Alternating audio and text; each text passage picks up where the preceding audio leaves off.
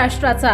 नमस्कार, मी गौरी, संध्या लाईव्ह मध्ये आपल्या सगळ्यांचं स्वागत। शिरदाळे गाव तळ्यामध्ये एक दुर्दैवी घटना घडली आहे। मासे पकडण्यासाठी आलेला आदिवासी ठाकर समाजाचा तरुण साहेबराव गजानन केसरी याचा या घटनेमध्ये दुर्दैवी अंत झालाय।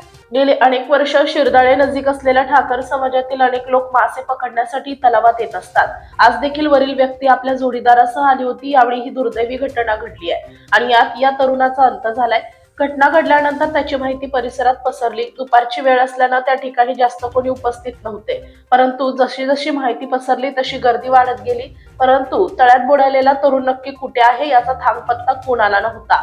पोलीस पाटील कल्पना चौधरी आणि निलेश भालेराव यांनी पारगाव पोलीस स्टेशनशी संपर्क करून घटनेची माहिती दिली।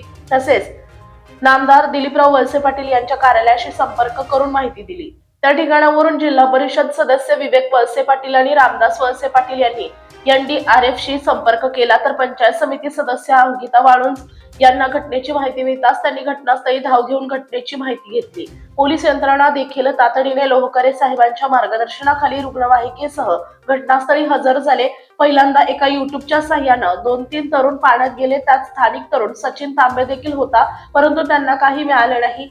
त्यानंतर स्थानिक तरुणाच्या मदतीने एका रश्शीला हुक लावून शोध घेतला असता त्यात तो मृतदेह अडकला। त्याला बाहेर काढून शवविच्छेदनासाठी मंचर या ठिकाणी नेण्यात आले। पंचायत समिती सदस्य अंकिता वाळुंज यांनी तत्परता दाखवून घटनेची माहिती कळताच नवीनच निवडून आलेल्या पंचायत समिती सदस्य यांनी घटनास्थळी धाव घेत घटनेची माहिती घेतली। तसेच केदारी कुटुंबाची भेट घेऊन सांत्वन केले। एक तरुण अगदी 22 वर्षांचा लोकप्रतिनिधी अंकिता वाळुंज यांनी दाखवलेल्या तत्परतेचं ग्रामस्थांनी कौतुक केले। शिरदाळे गावच्या तलावात प्रथमच अशी घटना घडल्यानं ग्रामस्थ हळहळ व्यक्त करतायत, तर या वाईट घटनेत सर्व ग्रामस्थांनी या मदत कार्यात मोलाचं सहकार्य केलंय। ताज्या आणि महत्त्वपूर्ण बातम्या पाहण्यासाठी आजच आमच्या संध्या लाईव्ह न्यूज चॅनलला YouTubeवर सबस्क्राईब करा आणि बेल आयकॉन प्रेस करा।